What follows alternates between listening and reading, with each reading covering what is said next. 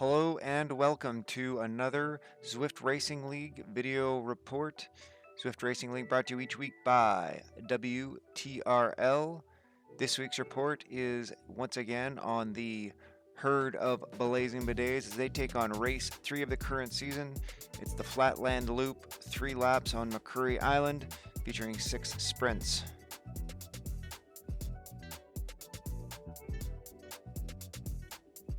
A quick look at the Bidets roster for this week. Returning from the first 2 weeks are Brian O'Connor, Uli Hagen, Chris Greenland, Brent Robinson, and Darren Scotty Scott. Addition to the roster this week was a familiar face from previous seasons, Mike Buggy, and de-essing from the pen was James Bailey.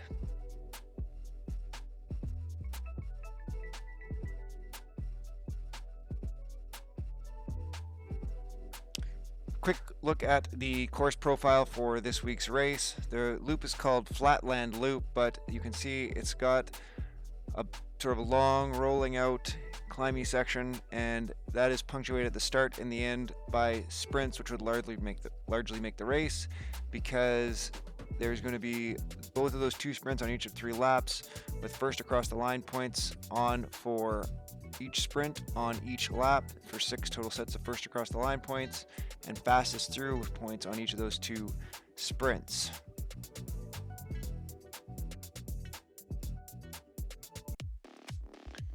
So just fast forwarding a bit now into closer to where the first sprint takes off. We'd raced against these guys and we knew that this B1 division has any number of strong riders, so our strategy basically was, aside from Mike Buggy, who is a class sprinter, to the rest of us to try and hold the group as long as we could and get around after this first sprint.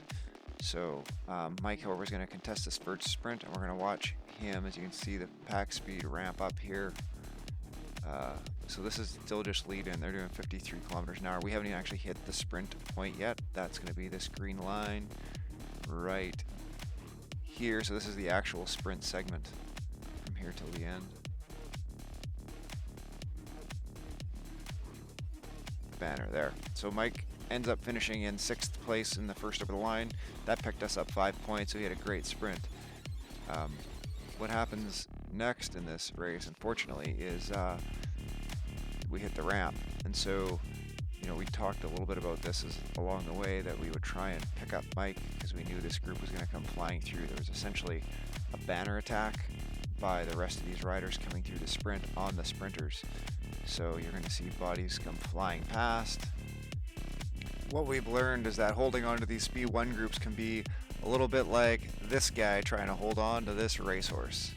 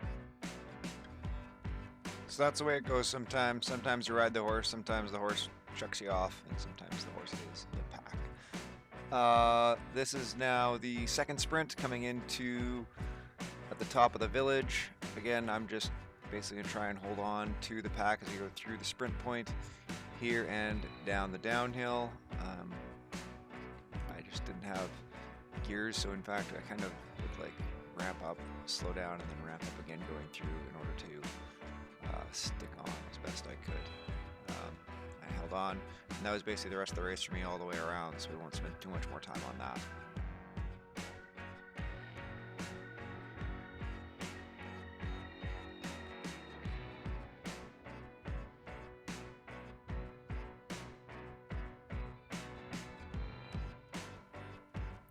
So this is now fast forwarding to the lead into the final sprint for me. I'm still in the front group. Oli and Brian are in the next group in behind me. Chris is in a group about 40 seconds behind them. Darren is in a group a couple minutes back of them, and at the very back is Mike. I won't show you my pathetic sprint, but Mike had a tough day learning his first race back on Swift, first race in B1, and the 40-degree heat left him feeling a bit like this little guy.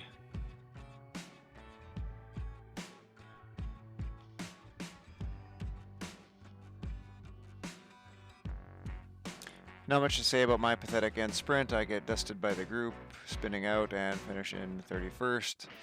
Let's fast forward to some better finishing sprints. This is the final run out for Brian and Oli. You can see they're in a pretty big group that goes back into the mid 40s up to, I think, like right behind me. So the first person across would have been in 32nd place.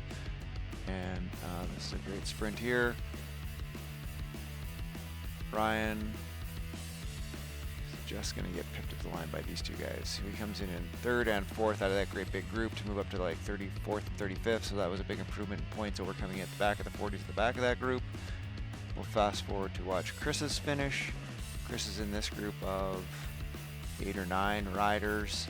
Again, so we're looking at like kind of 50th to 60th place points, give or take.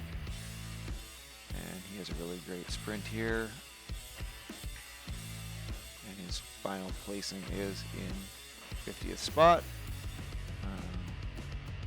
This is now Darren's finishing sprint. He's going to go against this group of 5. They're going from 57th, 8th back to in the mid 60s.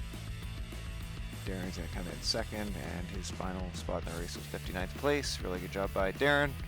And last but certainly not least, we'll watch Mike Buggy win his sprint. He ends up coming in 66th place in the race. Overall, the Bidets came in 10th place in points in this race. We sit, after 3 races on the table, in 10th place, 2 points back at 8th, so we're chasing them to try and move up in the league. Thanks everyone for watching.